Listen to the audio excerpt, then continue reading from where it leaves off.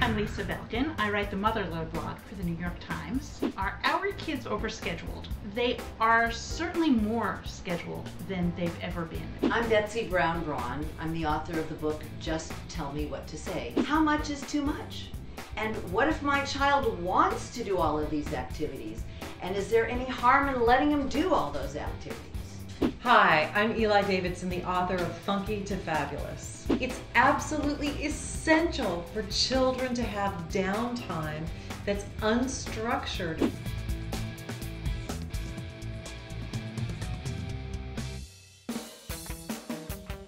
Between school, several hours of homework, ballet class, piano lessons, soccer, and lots of birthday parties, my daughter doesn't have much downtime. How important is it for kids to have time to do nothing? It's a very good question, and I'm always glad when a parent asks me that because it gives me the chance to talk about all kinds of things. There are so many different opportunities for children, so many different activities for children, certainly things that weren't available when my kids were little or when I was little. And the thing is that we also live in a time when parents seem to be competing for making sure that his or her child has the advantage, is having everything that every other child has. And there's this college thing looming at the end of the road, but even all the way along the road, there's the feeling of, am I doing enough for my child? Am I giving them enough? Are they keeping up with the other kids? Are they developing all of their talents to the best of their abilities? Often, parents schedule a child because of the bragging rights. It's great to go to coffee and say, well, yes, my child is in ballet, Chinese, and algebra, and they're 4 years old. If they're going to ballet on Monday, and Hebrew school on Tuesday, or catechism on Wednesday, and baseball practice on Thursday, and piano lessons on Friday, and then the soccer game on Saturday, and then because they're in club soccer, another game on Sunday. When does downtime happen? It's absolutely essential for children to have downtime that's unstructured because that's the time when they engage in play. And play is a key component of learning. I think it also depends on your child. I know that as a child, I loved being busy.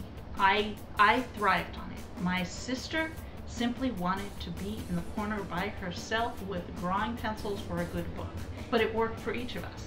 I think, again, if you're following your child rather than racing to catch up with the family next door, then you're probably going at a better pace. A very simple rule of thumb is make sure that they want to do it consistently for a month.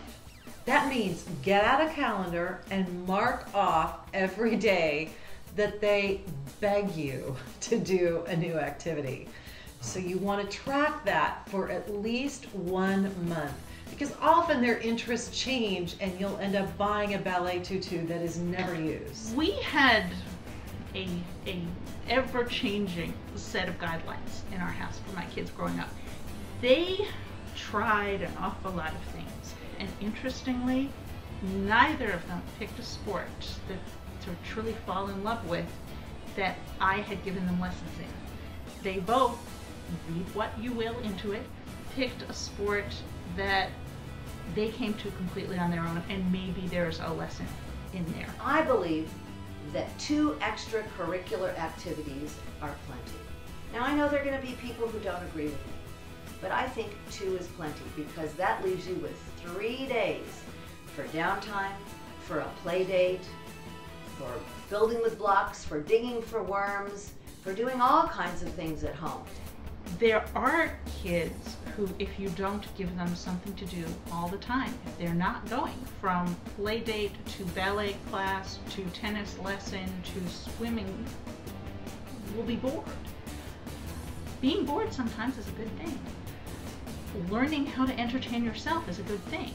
And that's another of the things I think our kids are losing, is the ability to say, there is nothing here being handed to me, I need to come up with something myself. You are the expert in observing your child. So really look at what sort of schedule is going to serve them, because children are unique and their schedules should be too. Have a question? Ask the experts at parentsask.com. because raising kids raises questions.